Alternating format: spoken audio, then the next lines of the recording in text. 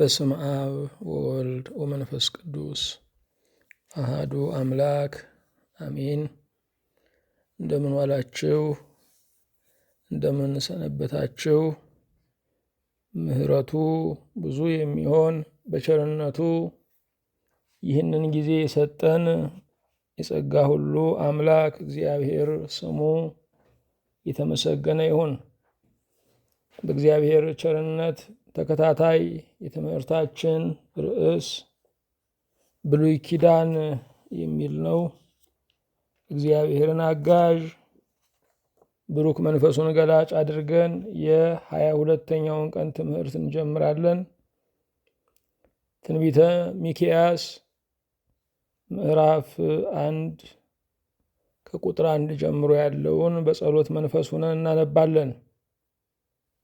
በይሁዳ ነገሥታት በኢዮአታምና በአካዝ በሕዝቅያስም ዘመን ወደ ሞሬታዊው ወደ ሚክያስ የመጣው ስለ ሰማርያና ስለ ኢየሩሳሌም ያየው የእግዚአብሔር ቃል ይህ ነው።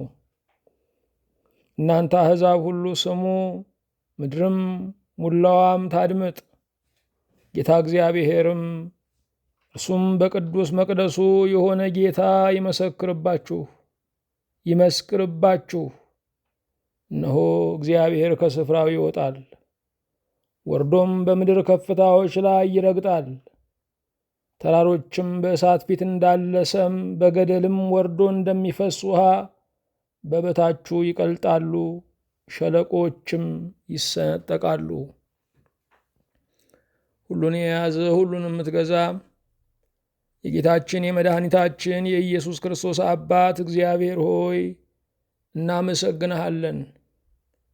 ጨለማችንን ወደ ኋላ፣ ሞታችንን ትላንትና ያደረክልን፣ በሕይወት አደባባይ ያቆምከን፣ ከቅዱሳን መላእክት ጋር ለመዘመር ያበቃህን፣ የመቅደስህ ካህናት፣ የመንግሥትህ ወራሾች፣ የጌትነትህ ልጆች ያደረከን አንተ የዓለም ተስፋ፣ ለማያስተውሉ ዓይናቸው፣ ለማይራመዱ ግባቸው፣ ለብቸኞች ሰራዊታቸው፣ ለደካሞች ተዋጊያቸው፣ ሕያው ቅዱስ ተራራችን ከፍታችን የምትሆን አንተ የተባረከው የማትመሸው ቀን የማትጨልመው ብርሃን ከዘመን እስከ ዘመን ድረስ የምታበራ በዘላለም ተራሮች ላይ በድንቅ የምትገለጥ እግዚአብሔር እናመሰግንሃለን። እንደ ቸርነትህ እንደ ምሕረትህ ታላቅነት የሰው ልጆችን አንድነት፣ መስማማት፣ ፍቅርና መተዛዘን ከሁሉ ይልቅ የምትናፍቅ ለእኛው ሰላም የምትጨነቅ ለድህነታችን የምትፈልገን የበዳይ አኩራፊዎችን ክሰህ የምታድነን ጌታ በእውነት እናመሰግንሃለን። ስለ ቸርነትህ ስለ ምሕረትህ ታላቅነት የፈረሰውን ቤት የምትሠራ ቅጥሩንም የምታበጀው የራቀውንም ጸጋ የምታቀርብ የሄደውንም ምሕረት የምትመልስ መዓትን በቸርነትህ የምትገስጽ ቁጣንም በይቅርታህ የምታጠፋ እግዚአብሔር ፍርዱም ምሕረቱም ያንተ ሳለ አንተ ግን ትምረናለህና በእውነት እናመሰግንሃለን። የሁሉ ጌታ እግዚአብሔር ሆይ ከውሃ ይልቅ ስለ ጠራው ፍቅርህ፣ ከወይን ጠጅ ይልቅ ስለሚጣፍጠው ቃልህ፣ ከወርቅ ከዕንቁ ይልቅ ስለ ከበረው ጸጋ፣ ከታወቁ ከተደነቁ አዳራሾች ይልቅ ውብ ስለሆነው ቤትህ እናመሰግንሃለን። እንደ ቸርነትህ የባሪያዎችህን ነፍሳችንን ምርኮ አድርገህ እንድትሰጠን የሐሳባችን መበተን እንዲያበቃ ምኞታችንም አንተ ብቻ እንድትሆንልን ናፍቀን ለመጸለይ ጓጉተንም ቃልህን ለመስማት ደስ ተሰኝተንም ለመስበክ ለዚህ ታድዬ ነው ወይ ብለን ለመንግሥት ሥራ ለመሮጥ እንድታበቃን አምላካችን ሆይ እንማልድሃለን። እኔን ባሪያህንና በፊትህ ያሉትን እነዚህን ባሪያዎችህን ሁሉ ይቅር እንድትለን፣ እንዳልደከም አድርገህ እንድታበረታን፣ እንዳልቆሰለ አድርገህ እንድትፈውሰን አቤቱ እንማልድሃለን። የሁሉ ጌታ እግዚአብሔር ሆይ በቤትህ ተክለህናል። ምኞታችን እንዳይነቅለን በአደባባይህ አቁመህናል። ፍላጎታችን እንዳያስከዳን መንግሥትህን ሰጥተህናል። ጠላት እንዳይነጥቀን ሁል ጊዜ በጽንዓት እንድትባርከን አቤቱ እንማልድሃለን። የሁሉ አምላክ እግዚአብሔር ሆይ ኮረብቶችንና ተራሮችን ሁሉ እንድታስታግስ፣ የምድር ኃያላን በድሆች ረሃብ ላይ ጉልበታቸውን የሚለካኩበትን ይህንን ዘመን በቃ እንድትል አቤቱ እንማጸናለን። አምላካችን ሆይ መከራችን በፊትህ እንደ ሰም እንዲቀልጥ፣ እንዳለፈውም ወራጅ ተመልሶም እንደማይመጣው ትላንት ጭንቃችን ሁሉ እንዲሸሽ አቤቱ እንጸልያለን። ስለ ቸርነትህ ሕመምተኞችን እንድታስብ፣ የተጎሳቆሉትን እንድታድስ፣ አእምሯቸው የከዳቸውን እንደገና ጠግነ ሰራርተህ እንድታቆማቸው፣ የክብር ካባቸው የተገፈፈባቸውን እንደገና በሞገስህ እንድትከልላቸው፣ እምባ ከዓይኖቻቸው ለሚመነጨው የመጽናናት ዘመን እንዲሆን፣ ማን አለኝ ለሚሉ ከሰራዊት ይልቅ እንድትከባቸው፣ ከወገን ይልቅ እንድትታገልላቸው፣ ከጠበቆች ከአፈኞች ይልቅ ምስክር እንድትሆንላቸው አቤቱ እንማልድሃለን። ስለ ቸርነትህ በፊትህ በቆምን ጊዜ እንድናስባቸው ያዘዙንን ወንድም እህቶቻችንን ሁሉ በቸርነትህ እንድታስብልን፣ በቤትህ ተተክለው እንዲቀሩ ከዘመን ዘመንም እንዲያፈሩ፣ ምንጫቸው ብሩክ ወራጃቸው ብሩክ እንዲሆን፣ የሚረግጡት እንዲለመልም፣ የሚናገሩት እንዲሰምር፣ ቃላቸው የሚፈውስ እንዲሆን አቤቱ እንማልድሃለን።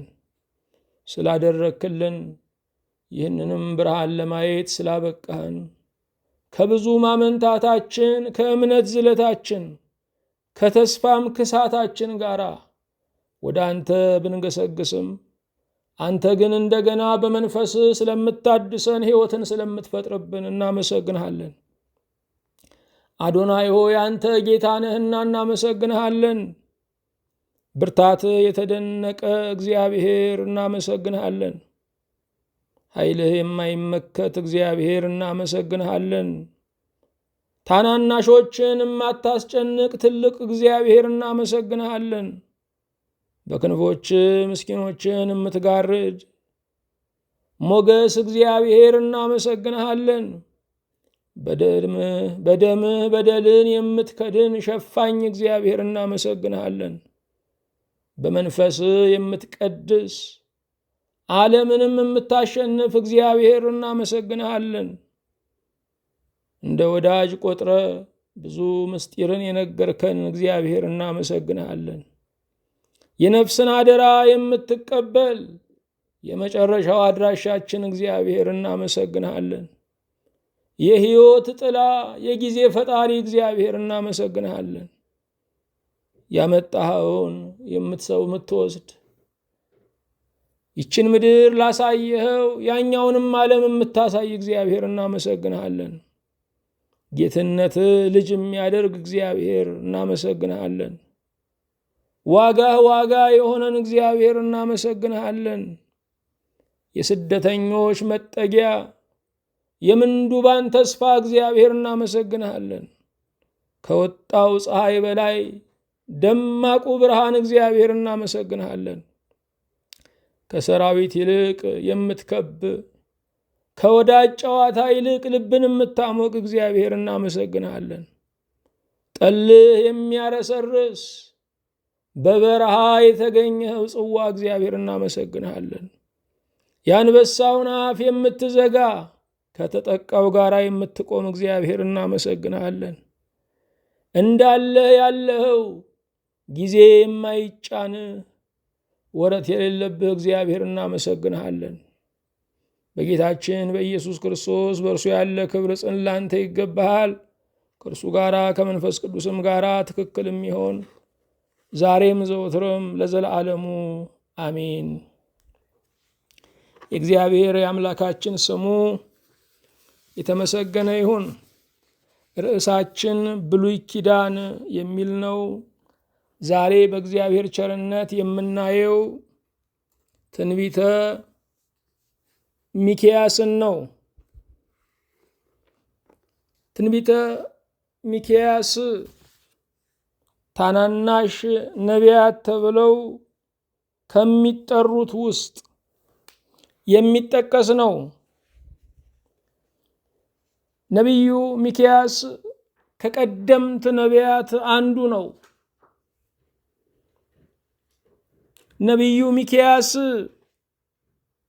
ስለ ሰማርያ፣ ስለ ይሁዳ የእግዚአብሔርን መልእክት ይዞ የመጣ ታላቅ ነቢይ ነው።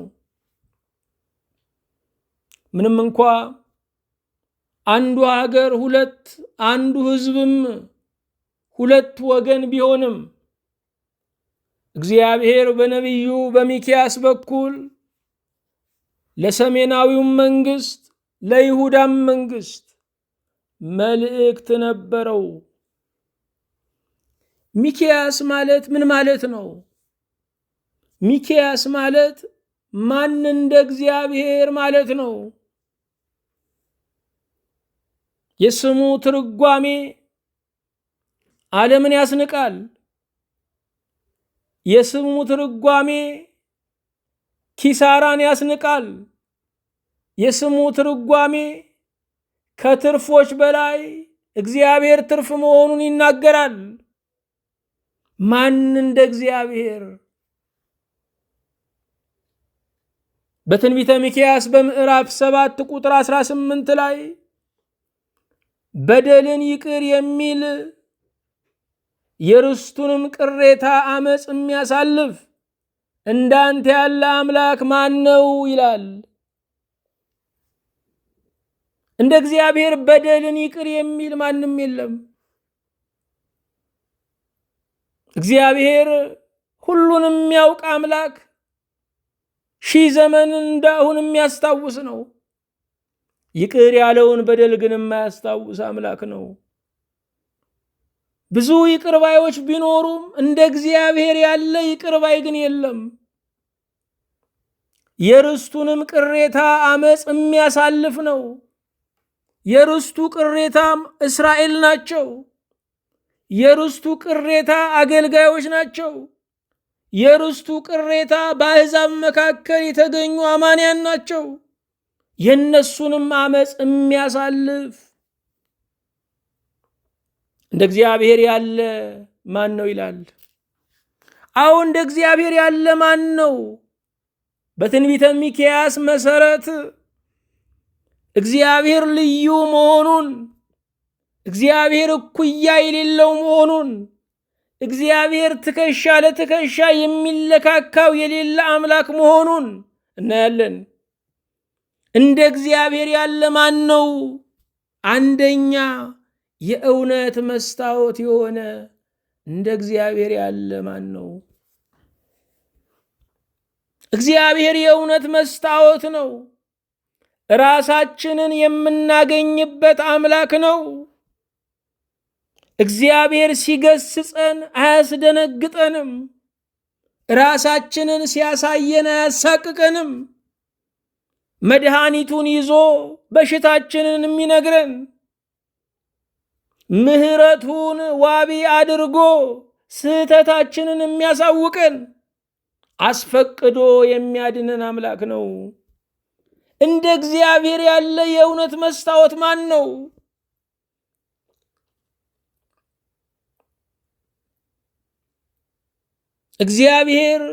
እግዚአብሔርን ያወቅንበት፣ እግዚአብሔር ራሳችንንና ወገኖቻችንን የተቀበልንበት ነው።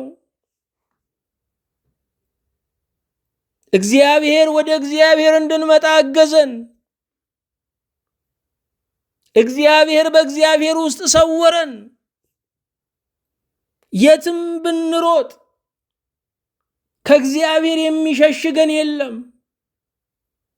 እግዚአብሔር በምሕረቱ ይሰውረናል፣ ከራሱ ቁጣም በራሱ ምሕረት ይሸሽገናል። እግዚአብሔር የእውነት መስታወት ነው። እንደ እግዚአብሔር ያለ ማን ነው? በእውነት የምንገሰጸው በእውነት የኑሯችንን ምንነት የምናውቀው የተደበቀውን ስህተታችንን የምናስተውለው በእግዚአብሔር ቤት ከሚመጣው የእግዚአብሔር ድምፅ የተነሳ ነው። እንደ እግዚአብሔር ያለ ማን ነው? ሁለተኛ የቅን ፈራጅ።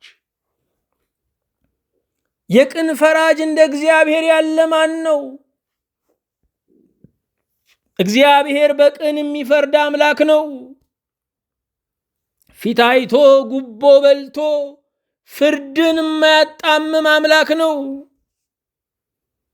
የእርሱ ፈራጅነት ከምድር ፈራጆች ይለያል። እሱ ራሱ አንቀጽ ነው። እሱ ራሱ ምስክር ነው። እሱ ራሱ ዳኛ ነው። ይሄ ብቻ አይደለም፣ በስጋም በነፍስም መጠየቅ የሚችል ነው። በምድር ላይ ያሉ ዳኞች በስጋ ይጠይቁ ይሆናል፣ በነፍስ መጠየቅ አይችሉም። የሚጠይቁት ድንበር ከተሻገረ ላይዙት ይችላሉ። ደግሞም ከሚመጣላቸው ማስረጃ ተነስተው በሐሰትም ሊፈርዱ ይችላሉ። እግዚአብሔር ሲፈርድ ምስክር አይሻም። የእግዚአብሔርን ፈራጅነት ድንበር ብንሻገር አናመልጠውም። መፍራትማ የምድርን ዳኛ የምድርን ንጉሥ አይደለም፣ በነፍስ በስጋ መጠየቅ የሚችለውን እግዚአብሔርን ነው መፍራት። ማድነቅማ የምድርን ሰጪ አይደለም፣ በነፍስ በስጋ የሚክሰውን እግዚአብሔርን ነው ማድነቅ። በዚህ ዓለም ብንራብ በሰማይ የሚያጠግበን፣ ከምድር ብንገፋ በላይ የሚያስጠጋን፣ ሰዎች ቢከዱን መላእክትን ወዳጅ የሚያደርግልን፣ ሰማይና ምድር ግዛቱ የሆነ አምላክ አለን። እንደ እግዚአብሔር ያለ ማን ነው? የጻድቃን ወዳጅ እንደ እግዚአብሔር ያለ ማን ነው? እውነተኞችን የሚወዳቸው የለም። እውነተኞች እንደ ደረቅ ይታያሉ። እውነተኞች እንደ ተሳዳቢ ይታያሉ። እውነተኞች በምድር ላይ የተገፉ ናቸው። እግዚአብሔር ግን የጻድቃን ወዳጅ ነው። በዚህ ዘመን እንኳን እውነት ልንናገር እውነት የሚናገሩትንም እንሸሻለን። እንኳን ለእውነት ልናድር በእውነት የሚያምኑትንም እንጠላለን። የተመሳስሎ ዘመን ነው። እንደ እግዚአብሔር ቃል ሳይሆን እንደ ዘመኑ ለመሆን የምንጥርነን። የሰውን ወዳጅነት ከማጣት የእግዚአብሔርን ወዳጅነት ለማጣት የጨከንነን። እግዚአብሔር ግን የጻድቃን ወዳጅ ነው። እውነተኞችን የሚወድ እውነተኞችን የሚያከብር ከእውነተኞች ጋር የሚቆም ነው። እውነት ከሌለበት ከተማ እውነት ያለበት ዱር ይሻላል። እውነት ከሌለበት መከበብ እውነት ያለበት ብቸኝነት ይሻላል። ጻድቃን ሁሉ ሰማዕታት ሁሉ ያለ ክርስቶስ ከመኖር ከክርስቶስ ጋር ለመሞት ወሰኑ። እንደ እግዚአብሔር ያለ ማን ነው የጻድቃን ወዳጅ? አራተኛ እንደ እግዚአብሔር ያለ ማን ነው የአገልጋዮች ሞገስ? የአገልጋዩ ሞገስ ካባው ቀጸላው አይደለም። የአገልጋዩ ሞገስ እግዚአብሔር ነው።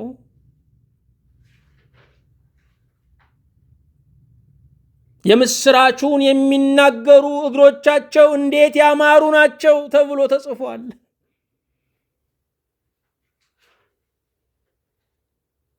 ማማር በምድር ላይ የሚለካው በፊት ገጽ ነው፣ በፊት ውበት ነው፣ በፊት አፍላነት ነው።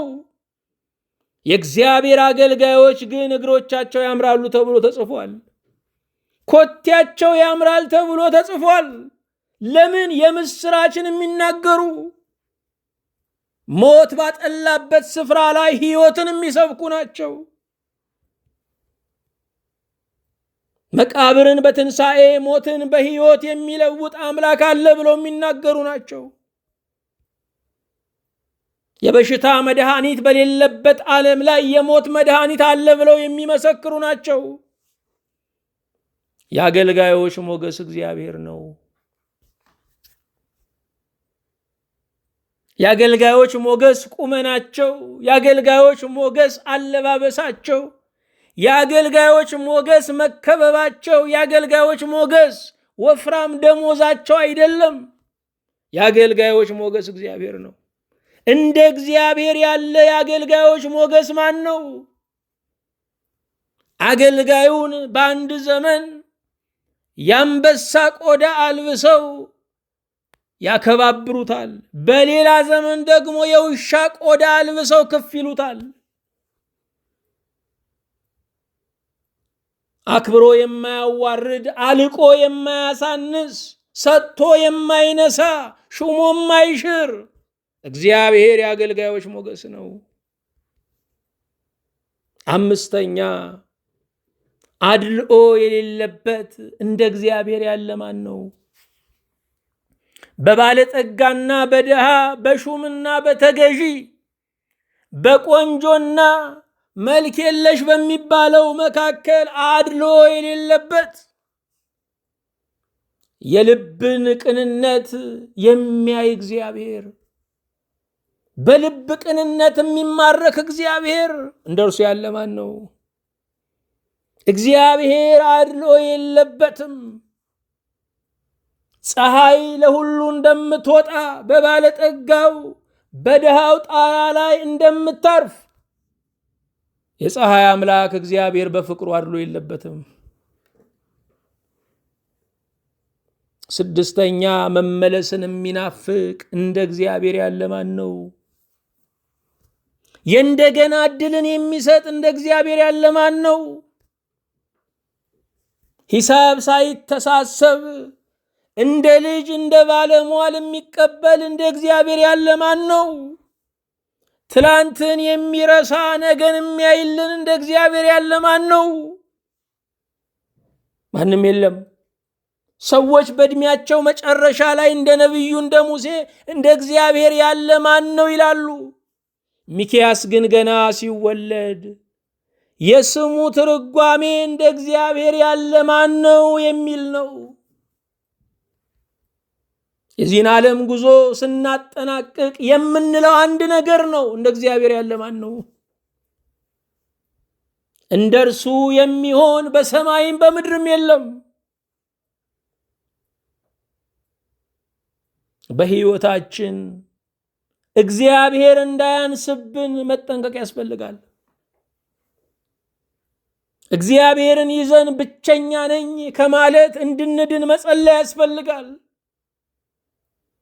እግዚአብሔር እያለን ድሃ ነኝ ከማለት እንድንድን መጸለይ ያስፈልጋል።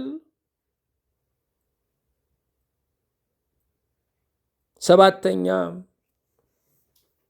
የተበተነውን የሚሰበስብ እንደ እግዚአብሔር ያለ ማን ነው? የተለያየውን ሕዝብ ወገን ይዞ የሚታኮሰውን ሕዝብ ቋንቋን ከእውነት ጎሳንም ከነፍስ በላይ የሚያከብረውን ሕዝብ እንደገና የሚሰበስብ እንደ እግዚአብሔር ያለ ማን ነው? የተበተነው ይሰበሰባል። እስራኤል በግብፅ ምድር 430 ዘመን ተበትነው ነበር፣ ሰበሰባቸው። በባቢሎን 70 ዓመት ተበትነው ነበር፣ ሰበሰባቸው። በሮማውያን ማፈናቀል ለ1900 ዓመታት ያህል በዓለም ላይ ተበትነው ነበረ። የዛሬ 70 ዓመት ሰበሰባቸው። የተበተነውን ሰብስቦ ኃያል የሚያደርግ እግዚአብሔር ብቻ ነው። ለዚህ እስራኤል ቋሚ ምስክር ናቸው። ቃል ኪዳኑን የሚያከብር አምላክ መሆኑን። ልጆቹ ቢከፉ ብሩክ አባቶቻቸውን የሚያስብ እግዚአብሔር በእውነት ድንቅ ነው። ስምንተኛ የተናቀውን የሚያከብር እንደ እግዚአብሔር ያለ ማን ነው? በሰው መናቅ በእግዚአብሔር ለመከበር እንደ መመረጥ የምርጫ ካርድ እንደ ማግኘት ነው። ሰው የናቀውን እግዚአብሔር ያከብራል። ብዙ ጊዜ ሰው ያከበረው እግዚአብሔር ያከበረው እንላለን። ሐሰት። ሰው የናቀውን እግዚአብሔር ያከብራል። እግዚአብሔር የድምፅ ብዛትን እያየ የሚያከብር አምላክ አይደለም። ከጀማው ጋር የሚነጉድ አምላክ የለንም። ሰው የናቀውን ሰው የገፋውን እርሱን ያከብራል።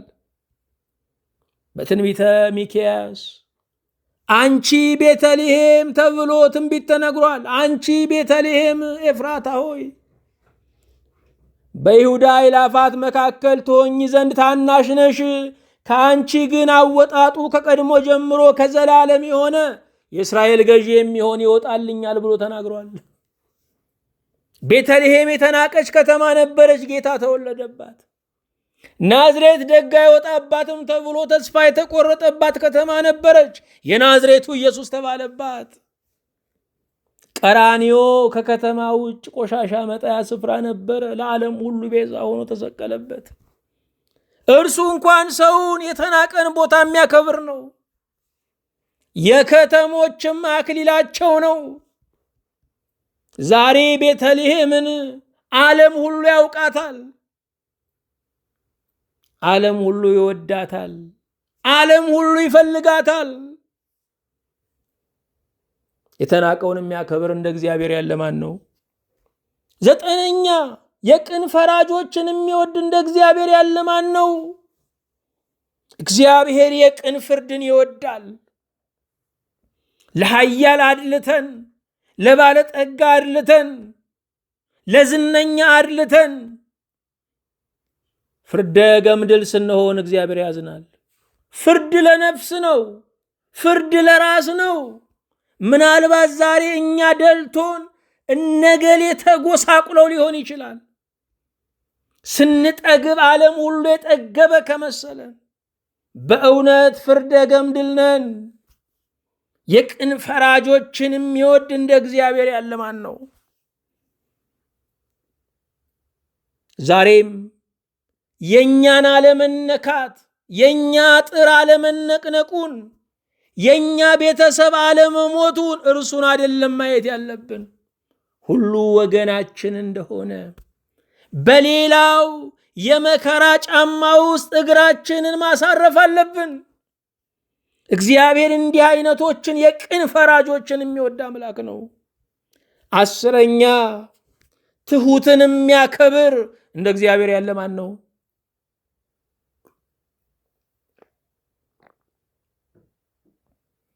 ትሑታን ልባቸው የተሰበረ ዝቅ ያሉ እግዚአብሔርንና ራሳቸውን በትክክል ያወቁ ናቸው። ዓለም ትከሻውን የሚያሰፋውን ደረቱን የሚገለብጠውን የልህ ንግግር የሚናገረውን እኔ እኮ ለእናንተ ወርቃችሁ ነኝ የሚለውን እሱን ያከብራል። ትሕትና በሰማይና በምድር ጌታ በእግዚአብሔር ፊት ታከብራለች።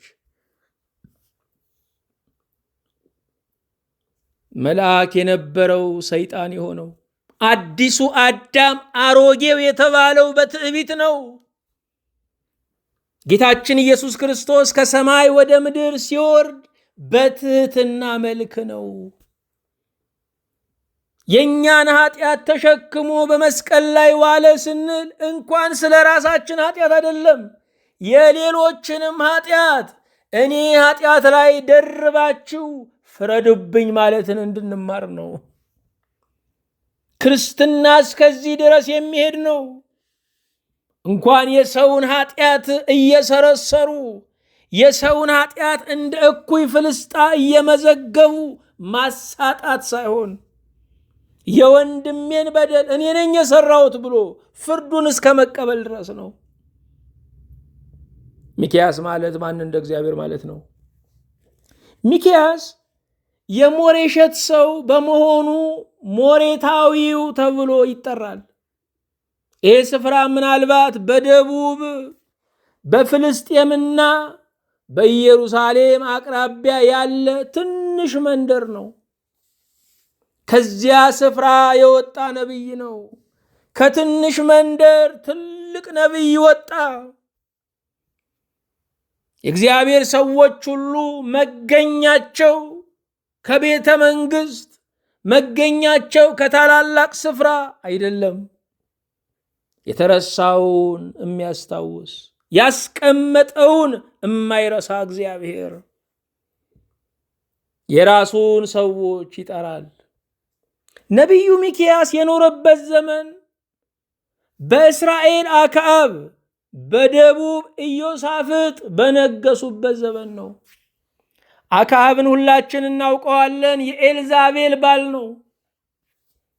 ከአሕዛብ ወገን የሆነችውን ኤልዛቤልን አግብቶ ጣዖቷን የተከተለ ክዶ ያስካደ ክፉ ንጉሥ ነው። ለብዙ ነቢያት ማለቅ ምክንያት የሆነ ንጉሥ ነው። በአይምሮውም በስልጣኑም የማይመራ የመንግስቱን ህለተ ወርቅ ለሚስቱ አሳልፎ የሰጠ ሰው ነበረ። የራሱን እድል አጉድሎ የእስራኤልን እድል ያጎደለ ነበረ። ለበዓል ሰግዶ ህዝቡን ስገዱ ያለ ሰው ነበረ። ነቢዩ ኤልያስ በሱ ዘመን ተነስቶ ሰማይ ጠልን ምድር መኸርን እንዳትሰጥ ገዘተ። ለምንድነው ኤልያስ ሰማይ ጠልን ሰማይ ዝናብን እንዳይሰጥ ለምን ገዘተ? ህዝቡ በዓል ለሚባል አምላክ እየሰገደ ነበረ። በዓል ማለት የዝናብ አምላክ ማለት ነው። ዝናብ የሚሰጥ ጣዖት ነው ብለው ያምኑ ነበረ። ዝናብ የሚሰጥማ የእስራኤል አምላክ እግዚአብሔር ነው። በዓል አይደለም ሲል ሰማይን ጠል እንዳይሰጥ ገዘተ። እግዚአብሔርም ከቃሉ ጋር ተስማማ። ለእግዚአብሔር ቀንተው ቅዱሳን የሚወስኑትን ውሳኔ እግዚአብሔር ያጸድቀዋል። የሚገርመው በደቡብ ደግሞ ኢዮሳፍጥ የተባለ በእግዚአብሔር የሚታመን እጦር ሜዳ ተገኝቶ ዝማሬ ለእግዚአብሔር የሚያሰማ በሰራዊት ሳይሆን በመዘምራን ቡድን የሚዋጋ አማኝ ንጉሥ ነበረ። ሚክያስ የነበረው በዚህ ዘመን ነው።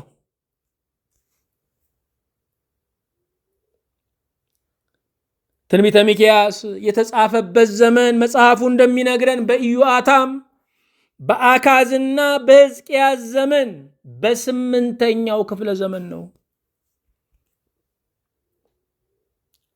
እነዚህ ነገስታት ለ60 ዓመታት ያህል የገዙ ናቸው። ስለዚህ ነቢዩ ቢያንስ የ40 ዓመት አገልግሎትን ሳያገለግል አልቀረም። ነቢዩ ሚክያስ ከኢሳይያስና ከነቢዩ ከሆሴዕ ጋር የዘመን እኩያ ነው። እንደውም ትንቢተ ሚክያስና ትንቢተ ኢሳይያስ በብዙ መንገድ ይመሳሰላሉ። ካጀማመራቸው እንኳን ሰማይ ስሚ ምድር አድምጪ በማለት የሚጀምሩ ናቸው። የእግዚአብሔር አገልጋይ የወንጌል ሰባኪ አድማጭ የለም ብሎ አይመለስም። ሰው ባይሰማ ሰማይ ስሚ ምድር አድምጪ ብሎ የሚናገር ነው።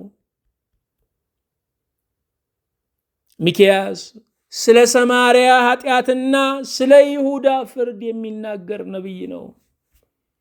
እነዚህ ታላላቅ ከተሞች ብልጥግና ላይ ደርሰው ነበረ።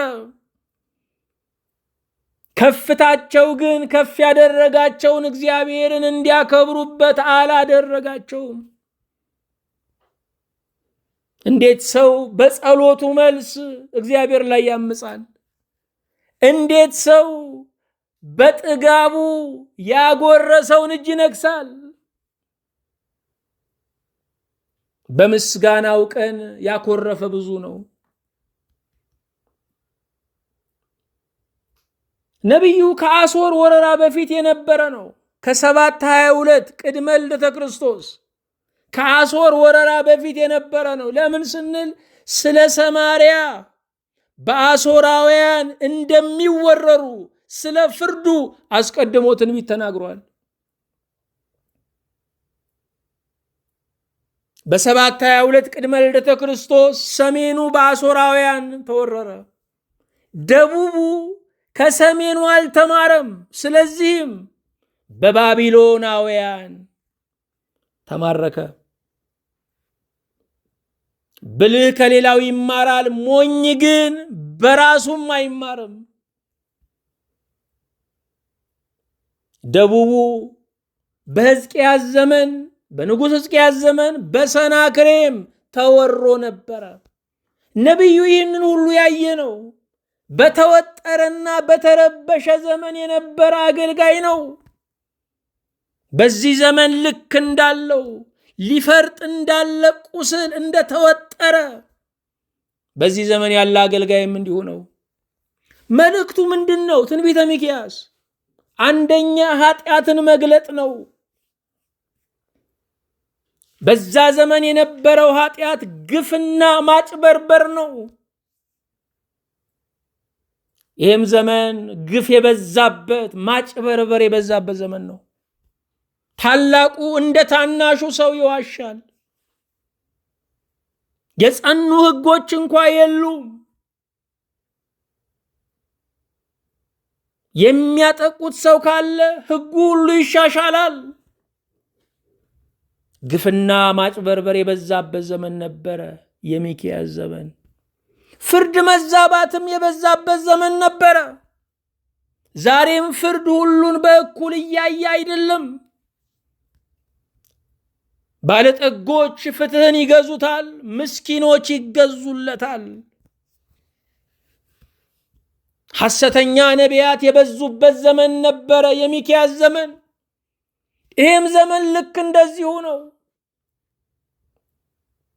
ወገን ተጨንቋል፣ ሰላም ነው የሚሉ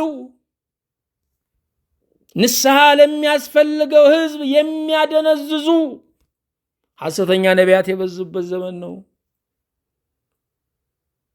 የሚክያስ ሁለተኛው መልእክቱ ምንድን ነው? የፍትህ ጥሪ ነው። የመሪዎችና የካህናት ኃጢአት በዝቶ ነበረ።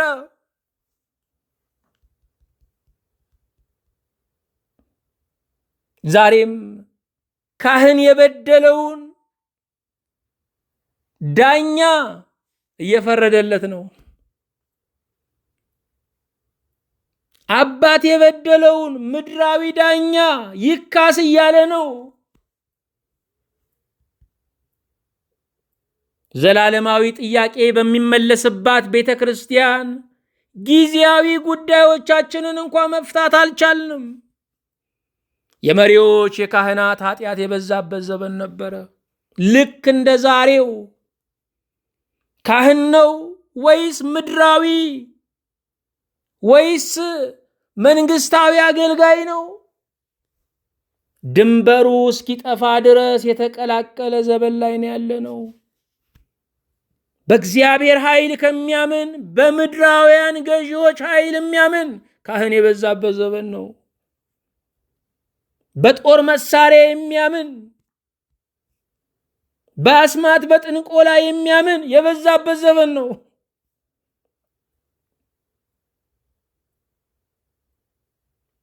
የምንሰጋው እግዚአብሔርን ነው። እግዚአብሔር ያጠቃኛል የሚል ፍርሃት አለብን። ማንም ሰው ይሄ የለበትም። ታዲያ አስማትና ጥንቆላን ለምን ይፈልጋል? ሰይጣንን ፈርቶ እንዴት ሰው ከሰይጣን የደህንነት ዋስትና እንዴት ይጠይቃል? አስማትና ጥንቆላ ማለት ሰይጣንን ፈርቶ ከሰይጣን የደህንነት ዋስትና መጠየቅ ነው። ከገዳዩ የህይወት ዋስትና መጠየቅ ነው። አገልጋዮች በዚህ ጭምር እስክንሳብ ድረስ ቀለን ተገኝተናል። መልእክቱ አሁንም የእግዚአብሔርን ፍርድ የሚገልጥ ነው። ሰማርያንና ይሁዳን ፍርድ ያገኛቸዋል ይላል።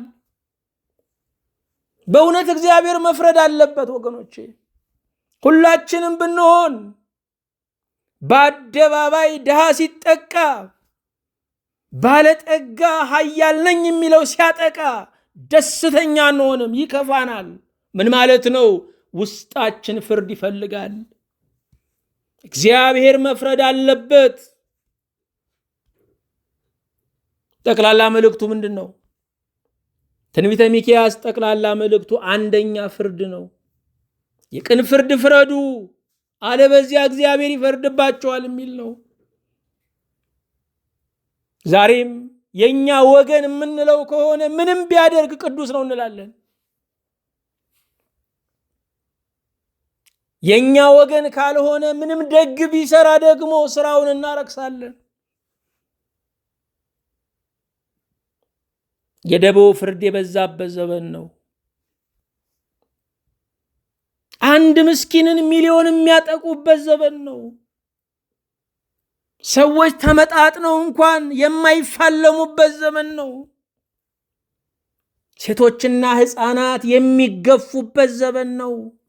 ሽማግሌ ያልጋ ቁራኛ ሳይቀር የሚሰደድበት ዘመን ነው።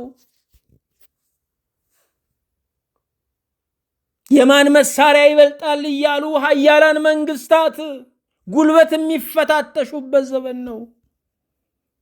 ድሃውን የበለጠ የሚያደህዩበት ዘመን ነው። ይህ ዘመን ፍርድን የከሰረ ዘመን ነው። ስለዚህ ሳንጠጣ ሰክረናል፣ እየተንገዳገድን ያለነው። ጠቅላላ መልእክቱ ትንቢተ ሚክያስ ንስሐ ነው፣ ወደ እግዚአብሔር መመለስን፣ እርስ በርስ መታረቅን፣ ብሔራዊ እርቅን የሚመለከት ነው። ሶስተኛ የመዳን ተስፋ ነው። ምንም ቢጨልም ይነጋል፣ ምንም ቢጣመም ይቀናል፣ ምንም ሸለቆ ቢሆን ይሞላል። ነገሮች ተስፋ ሊሆኑ አይችሉም። ተስፋ እግዚአብሔር ብቻ ነው። እግዚአብሔር ተስፋ ሲሆን የማይነጋ ሌሊት የለም። እግዚአብሔር ተስፋ ሲሆን የማይደለደል የችግር ተራራ የለም። ተስፋው ምንድን ነው? አንደኛ እግዚአብሔር ሕዝቡን እንደገና ይሰበስባል። የተበተነውን፣ የተለያየውን፣ የተከፋፋውን ሕዝብ እንደገና ይሰበስባል። ተነጋግሮ እንዲግባባ ያደርገዋል። አንድ ሃይማኖት፣ አንድ መልክ ያለው ሕዝብ ዛሬ እየተዋጋ ነው ያለው። ዛሬ እየተለያየን ያለው። የዘር በሽታ ባልና ሚስትን እየለያየን ያለው። ልጆች ሳይቀር የአንዱ ወገንተኛ ሆነው አንደኛውን ወይ እናታቸውን ወይ አባታቸውን የሚያሳድዱበት ዘመን ነው። እግዚአብሔር ግን ሕዝቡን እንደገና ይሰበስባል። ሕዝቡን እንደገና ይሰበስባል።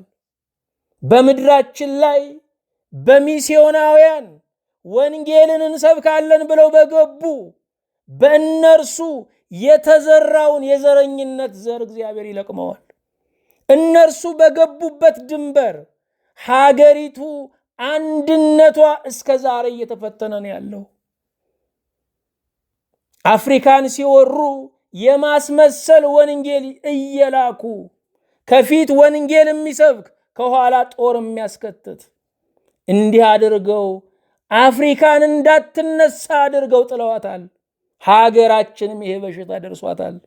ዛሬ የምንታመሰው የዘር በሽታ ሚስዮናውያኑ የዘሩብን ነው። የቀደሙት ነገስታት እነ አፄ ቴዎድሮስ እነ አፄ ዮሐንስ የመጡትን ሚስዮናውያን ሁሉ እግዚአብሔር ገልጦላቸው የእስላሙን ሀገር አረብን፣ የይሁድን ሀገር እስራኤልን ትታችሁ ክርስትናን የተቀበለች ሀገር ኢትዮጵያ ላይ እንዴት ልትመጡ ቻላችሁ ብለው መልሰው ነበረ። የዘሩት ክፉ ዘር ዛሬ በቅሎ አገር ይታወካል። ዘረኝነት ቋንቋ ማስፈራሪያ ሆኖ ልበተን ልሰብሰብ እያልን እየተጨነቅን ያለ ነው። እግዚአብሔር ግን ሕዝቡን እንደገና ይሰበስባል። ተስፋ አለን። የተለያየውን ሕዝብ እግዚአብሔር እንደገና ይሰበስባል።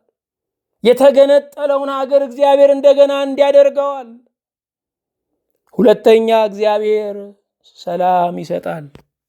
ሰላም ይመጣል ነው የሚለው የሚክያስ መልእክት።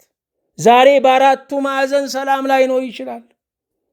ጦርነት ታሪካችን ሊሆን ይችላል። የሁልጊዜ ጦርነታችን ጀግና የማይወጣበት ነው። ወንድምና ወንድም ተጋድሎ ጀግና አይወጣም። ወንድም ወንድሙን ገድሎ ማዕረግ አያገኝም። ስም የሌለው እልቂት ነው። እግዚአብሔር ግን ሰላምን ይሰጣል። ይሄ ብቻ አይደለም። ሚክያስ መሲሁ ይገለጣል ይላል። በቤተልሔም መሲሁ ይወለዳል። የሚክያስ ዋና መልእክቱ አንደኛ ኃጢአት ፍርድን ያመጣል ነው። እያንዳንዱ በጎ ነገር፣ እያንዳንዱ ክፉ ነገር ዘር ነው። ዛሬ ይዘራል፣ ነገ ይታጨዳል። ሁለተኛ የሚክያስ መልእክት እግዚአብሔር ፍትህን ይወዳል ነው። እግዚአብሔር የቅን ፈራጅን ይወዳል። ምናልባት ዛሬ ደልቷችሁ ከሆነ ራበን፣ ከፋን፣ ተገፋን በሚሉት ላይ ትርፍ ቃል አትናገሩ። ምክንያቱም ችግር እያሰገገ እየዳኸ ወደ እያንዳንዳችን ቤት ይመጣል። በሩቅ የፈረድነው በቤታችን ይመጣል። እግዚአብሔር የመጨረሻዋን ሳንቲም እስክንከፍል ድረስ ዋጋ ሊያስከፍለን ይችላል። ሶስተኛ ምሕረትንና ፍርድን መውደድ። ስም ብቻ የሆነ ሃይማኖትን፣ በስም ብቻ የሆነ አምልኮትን መያዝ አይገባንም። ምሕረትን መውደድ አለብን። ለተራበ የምንቆርስ፣ ለታረዘ የምናለብስ መሆን አለብን። አራተኛ ትህትናና ከእግዚአብሔር ጋር ህብረት የሚክያስ መልእክት ነው። እግዚአብሔር ትህትናን ይፈልጋል። ሁከቶች ሁሉ ጸጥ እንዲሉ ትህትና ያስፈልጋል። ወንድ ነው የበላይ፣ ሴት ነች የበላይ፣ ትዕቢት ነው ቤትን ሰላም አያደርግም። እገሌ ዘር ነው የበላይ፣ እገሌ ቋንቋ ነው የበላይ፣ ትዕቢት ነው ሰላም አያመጣም። ትህትና ሰላምን ያመጣል። አምስተኛ መሪዎችና ካህናት ግፍ ማብዛታቸው የሚናገር ነው። ዛሬም የምናየው ነው። በእውነት የምናየው ነው። የቆመውን ብቻ ሳይሆን የሞተውንም እያስገበር ነው። ስድስተኛ መሲሁ ይመጣል። መሲሁ ይመጣል። ኃጢአትን ግፍን የሚገድበው መሲሁ ይመጣል። ሰባተኛ እግዚአብሔር ይቅር ይላል።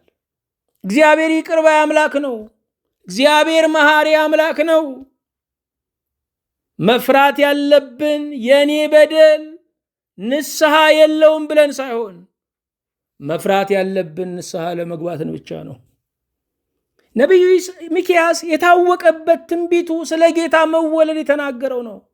በሚክያስ 5:2 ላይ አንቺ ቤተልሔም ኤፍራታ ሆይ አንቺ በይሁዳ አእላፋት መካከል ትሆኚ ዘንድ ታናሽ ነሽ፣ ከአንቺ ግን አወጣጡ ከቀድሞ ጀምሮ ከዘላለም የሆነ በእስራኤል ላይ ገዢ የሚሆን ይወጣልኛል የሚለው ታዋቂ ትንቢቱ ነው። የትንቢተ ሚክያስ መሪ ጥቅሱ በምዕራፍ 6:8 ላይ ያለ ነው። ሰው ሆይ መልካሙን ነግሮሃል፣ እግዚአብሔርም ከአንተ ዘንድ የሚሻው ምንድን ነው? ፍርድን ታደርግ ዘንድ ምሕረትንም ተወድ ዘንድ ከአምላክህም ጋር በትሕትና ትሄድ ዘንድ አይደለምን? እግዚአብሔር ከሰው ፍርድን ይፈልጋል። ባልና ሚስቱን ስናስታርቅ አንተ ተሳስተሃል፣ አንቺ ይህንን አጥፍተሻል፣ በቅን መፍረድ አለብን። አባቶች በቅን መፍረድ አለባቸው። በሐሰት ምስክር ወንድሞችን፣ አገልጋዮችን መግፋት የለባቸውም። ተሳዳቢን እያከበሩ ትሑቱን ጭምቱን ሰው መርገጥ የለባቸውም። እግዚአብሔር የቅን ፍርድን ይፈልጋል። ከልጆቻችን እንኳን የሚናገርና ዝም የሚለው ላይ የቅን ፍርድ መፍረድ አለብን። እግዚአብሔር የቅን ፍርድን የሚወድ አምላክ ነው። በእኛ ውስጥ ያስቀመጠው መልኩ ጽድቅ ይባላል። ጽድቅ የቅን ፍርድ ነው። ሰው በእግዚአብሔር መልክ ተፈጠረ የምንለው በጽድቅ ተፈጠረ ማለታችን ነው። ልዑል አምላክ ከነቢዩ ከሚክያስ በረከት ደግሞም ታላቁን ተስፋ ያሳድርብን። አቤቱ እናመሰግንሃለን በቸርነትህ ስለሰጠህን ጊዜ፣ ብሩክ ቃልህን ስለላክልን። ውዳሴ አምልኮ ለአንተ እናቀርብልሃለን። የዘመናችን መብራት አንተ ነህ፣ መጽናኛችንም መገስገሳችንም አንተው ነህ። አቤቱ ይህንን ዘመን ደግሞ እንድትፈውሰው፣ መራራውን እንድታጣፍጠው፣ የሰው ልጆችን መጨነቅ በቃ ብለህ የሰላምና የጉብኝት ዘመን እንድታመጣ አቤቱ እንጸልያለን። በምድር ላይ የምንሰማውን ሁከትና ሽብር ሁሉ እንድትገስጽ፣ የሚናወጠውን መርከብ እንድታረጋጋው፣ ሀገሮችና ዓለማት ሁሉ በአንተ እንዲድኑ እንማጸናለን። ጌታ ሆይ እውነተኛ ሰዎችን እንድታስነሳ፣ የቅን ፈራጆችንም ደግሞ በቤትህ በአደባባይህ እንድታቆም፣ ተዉ የሚሉ የሚገስጹን ያንተ ወገንተኞችን ከጸጉራችን ይልቅ እንድታበዛ አቤቱ እንማጸናለን። ስለሰማሃን በፊትህም በሞገስ ስለተቀበልከን ተመስገን። በጌታችን በመድኃኒታችን በኢየሱስ ክርስቶስ በእርሱ ያለ ክብር ጽን ላንተ ይገባሃል። ከእርሱ ጋራ ከመንፈስ ቅዱስም ጋራ ትክክልም ይሆን ዛሬም ዘወትርም ለዘላለሙ አሜን።